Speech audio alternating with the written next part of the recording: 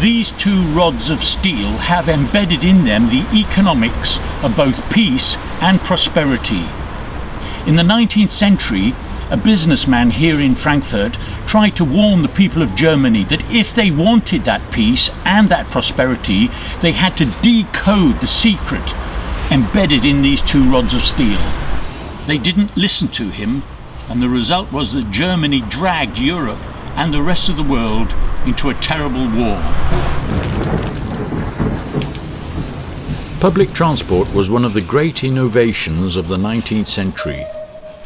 But the European nations that adopted steam-driven trams shortchanged the revolution in mobility. As the lattice work of steel rails crisscrossed towns, the tempo of life speeded up.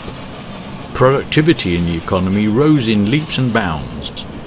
Here was a cheap way for people to move between their homes and places of employment. Trams were good for business and good for the natural environment. If governments had allowed their transport networks to pay for themselves, the new prosperity generated by steam power would have been shared by everyone. Social solidarity would have been the normal order of the day. Instead, the gains from the revolution in transport were captured by one class in society: landowners.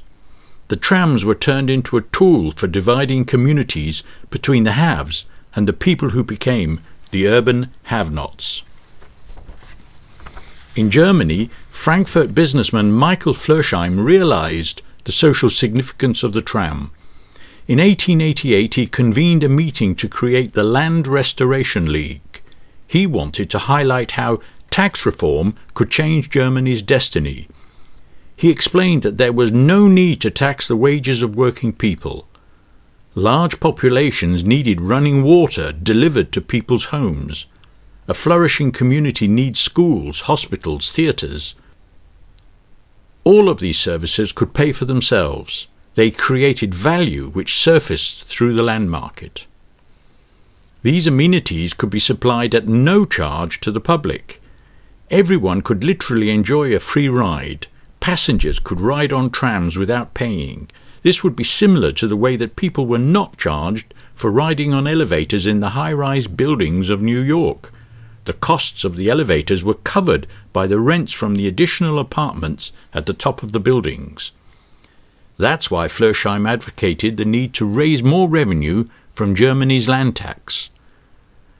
Flürscheim admitted that he owned land on a beautiful part of the German coast.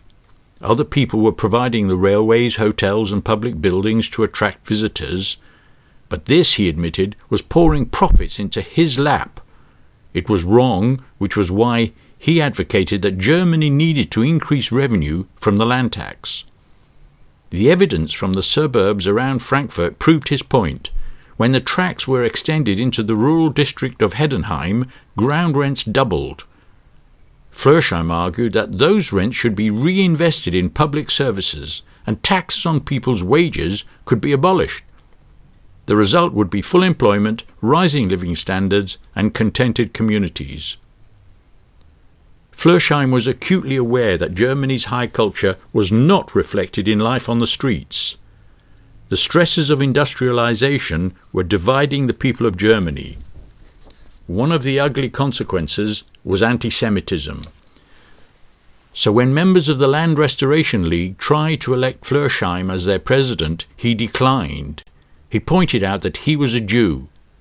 That fact, he feared, might prejudice the campaign to change the way government raised its revenue. Flürscheim's analysis was correct. His city, Frankfurt, sprawled into the countryside as new tram lines were built.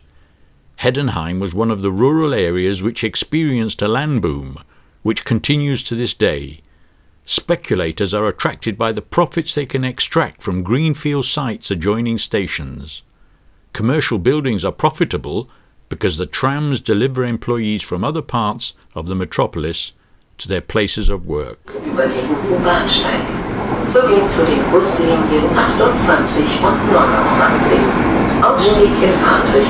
The engineers are still working on tracks in Heidenheim, rebuilding tracks that were laid over 100 years ago.